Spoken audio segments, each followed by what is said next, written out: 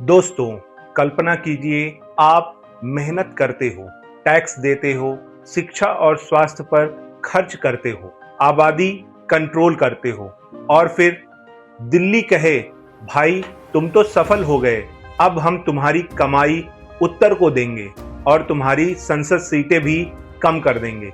ये कहानी दक्षिण भारत की है। तमिलनाडु, केरल, कर्नाटक, आंध्र प्रदेश, तेलंगाना, जहां बीजेपी को लगातार चुनौती मिलती है। आज हम बात करेंगे सच्चे कारणों की, राजनीतिक, आर्थिक और सबसे इम्पोर्टेंटली मनोवैज्ञानिक। अगर आप सच्चाई जानना चाहते हो तो वीडियो के अंत तक जरूर बने रहो, क्योंकि वीडियो के अंत तक मैं आपको कुछ इंपॉर्टेंट फैक्ट्स बताने वाला हूं जो आपको हैरान कर देगा। सबसे बड़ा मुद्दा है टैक्स और फंड का बंटवारा।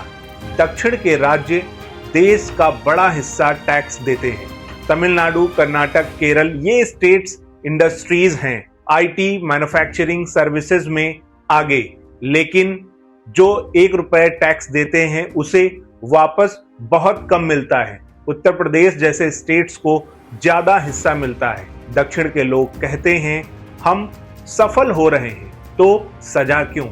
ये परसेप्शन बहुत स्ट्रांग है।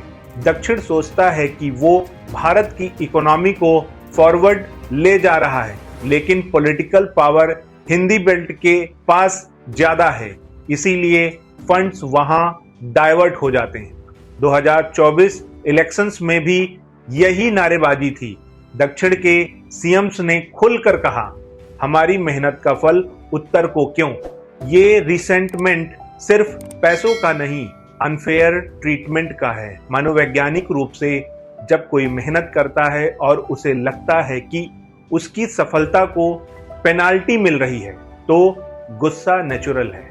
अब सबसे बड़ा बम, डिलिमिटेशन। 2026 सेंसस के बाद लोकसभा सीटें पॉपुलेशन के आधार पर बढ़ेंगी। दक्षिण ने आबादी अच्छे से कंट्रोल की है। Education, family planning, women's empowerment से केरल, तमिलनाडु की फर्टिलिटी रेट लो हुई है। नतीजा, दक्षिण की सीटें कम हो सकती हैं, उत्तर की बढ़ सकती हैं।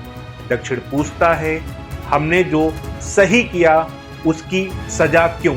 जो स्टेट्स पॉपुलेशन कंट्रोल में फेल हुए उन्हें रिवॉर्ड क्यों? ये साइकोलॉजिकल फियर बहुत ही डीप है। आइडेंटिटी का सवाल है। लगता है कि हमारी वॉइस दबाई जाएगी। द्रविडियन पार्टीज इसी फियर पर पॉलिटिक्स करती हैं।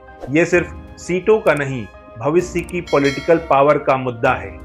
दक्षिण सोचता है हम विकास के लिए सजा पा रहे हैं। अब psychological layer, Dravidian identity.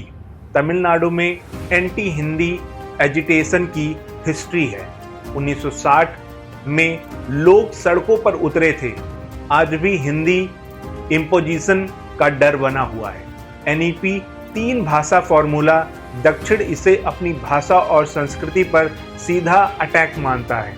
BJP के हिंदुत्व पॉलिटिक्स उत्तर में काम करती है, जहां राम मंदिर, हिंदू जागरण इमोशनल कनेक्ट बनाता है, लेकिन दक्षिण में caste based social justice movement, rationalism, welfare, anti politics की ट्रेडिशन है।